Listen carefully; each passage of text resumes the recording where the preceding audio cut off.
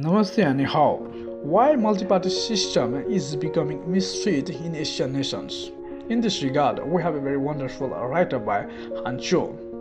He writes, Malaysian Prime Minister Mahathir Mohamad recently claimed that investigators have an almost perfect case against former leader Najib Razak, who will face charges of bribery, theft of government funds, and embezzlement for his role in the Malaysian development scandal. In less than 10 days after his election debacle, Najib was assumed to be a suspect. The Najib case is not the only one. Former South Korean President Park Geun-hye faces fines of 18 billion won, which is equivalent to $16.8 million, imposed by the court on April 6 in addition to a 24-year prison sentence. Before Park, nearly all South Korean presidents ended up badly. Thai Prime Minister Yingluck Shinawatra was sentenced to a 5-year in prison by the court, and her brother, another former Prime Minister Thaksin Shinawatra, has lived in exile.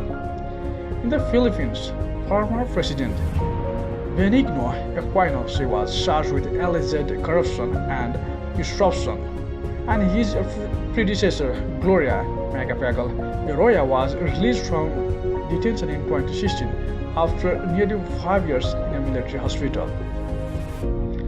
Given that so many Asian statesmen have been jailed with political power shifts, people wonder whether there is something wrong with the Western party system applied to these countries.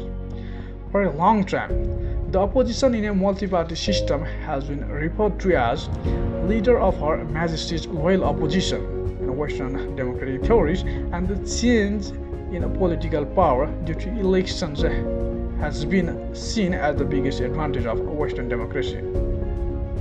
However, in some Asian countries and regions with the Western democratic models, leaders go to prison after transferring power. Is it because these countries have yet to assimilate Western multi-party democracy, or the same system is dividing their politics? South Korea, Thailand, the Philippines, and Malaysia have implemented the Western political model for more than half a century, and it's hard to say that their politics is not adequately westernized. More importantly, with the Western multi-party democracy developing in their countries for decades, their politics has been intensely polarized. Western multi-party politics introduced in these countries has its problems, and with its development, political divisions will increase. Western parties developed from parliamentary politics. The initial aim of Western parties is to crave of a power which leads to sectarianism. The West calls the earlier political groups caucus politics. In early US history, George Washington, Thomas Jefferson, and James Madison all had experience of sectarian party politics. The Western party system was one with the tendency to divide politics and society. The division of the Western party system was limited in the early days in the West. Western nations became sovereign states before the advent of the party system. People were not politically conscious, and there was a political competition only among elites who had a common interest and crossed social circles. During the time, it was easy to reach basic consensus among elites, and the concept of leader of Her Majesty's loyal opposition was found. Her Majesty and country's interest just represented the common interest of the elites. With the industrialization of the West, people became politically conscious. Political divisions became obvious, and party politics controlled by minority elites was challenged. To win public support for election, Western parties have become formal big tent or casual organizations, where every party claims to represent the public interest. Hence, it becomes difficult for the elites to reach internal consensus. After the Cold War, a new phenomenon, vetocracy, a term coined by Francis Fukuyama, emerged in the Western party system. Although the tradition of leader of Her Majesty's loyal opposition remains, it has limited influence.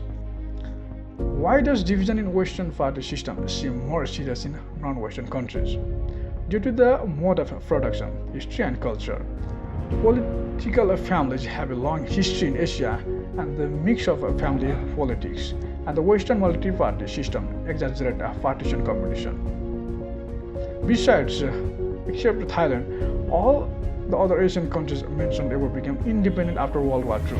Political party system and sub-region were established almost simultaneously, and consensus among the elites has not been achieved. Relations between parties are strained.